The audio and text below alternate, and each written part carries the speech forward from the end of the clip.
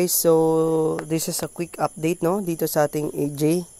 So sa ating Asian Energy Group, ayan, so akala natin no long term yung ating investment. So as of today, marami ng marami ng link ang nasa GC natin.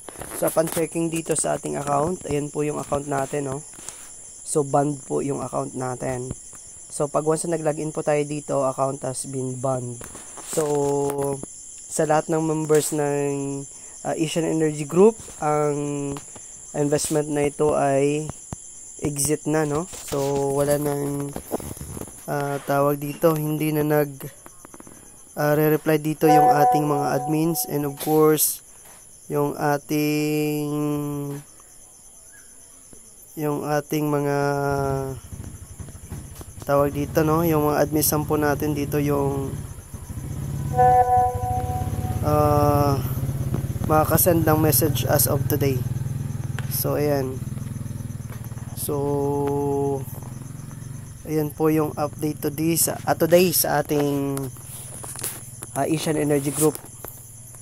So nababan. So I think hintayin na lang natin dito yung ating mga consultant mamaya kung ano yung update dito sa ating investment. And kung makikita po natin dito, may mga napopromote na dito ng ibang link no, kagaya na lang ng ng ganitong klaseng link.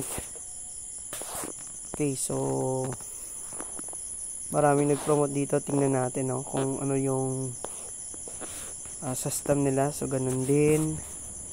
So ayan na, ang dami na. So since start dito kanina na nag-lock yung ating group, yung itong ating study group no, ay yung ating group.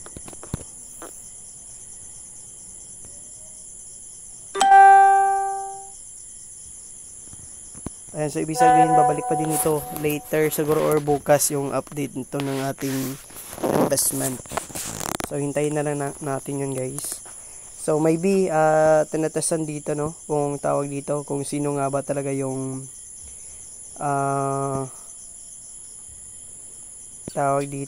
titingnan natin yung update kasi hindi tayo naka-attend ng meeting kanina.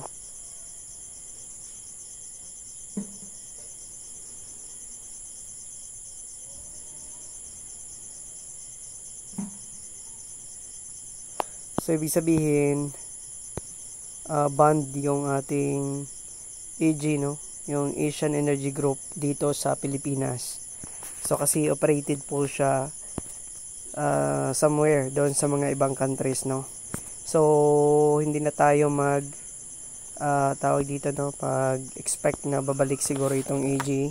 So hintayin na lang natin dito yung update. Kung babalik man, so much better. Kung hindi, so wala na. Ayan, so again, open natin dito yung ating ayan, band. So try natin ulit yan bukas. Okay, meron po tayo ditong 5 solar energy na kakabili lang po natin. Ayan, so nag-meeting pala kanina dito sa group natin. Ito na.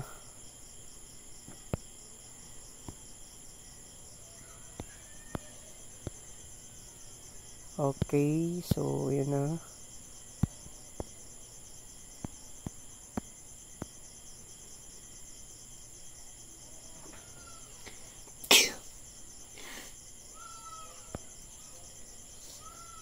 So paki-screenshot na lang yan.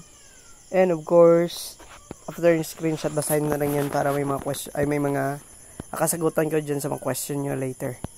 So yan na muna yung update dito sa ating investment guys. So as of now, wag muna dito mag-recharge no, even though na gamitan nyo pa ito ng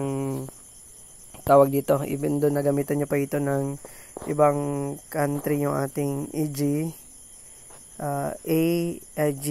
So ganun pa din, hindi pa din ma-open yung ating account dito. So unless na mag-register kayo dito gamit yung Nigerian, Thailand, Singapore, and of course yung ating Malaysia at saka yung Indonesia. So ayan na muna guys, and soon or bukas i-update ko kayo dito regarding dito sa ating investment.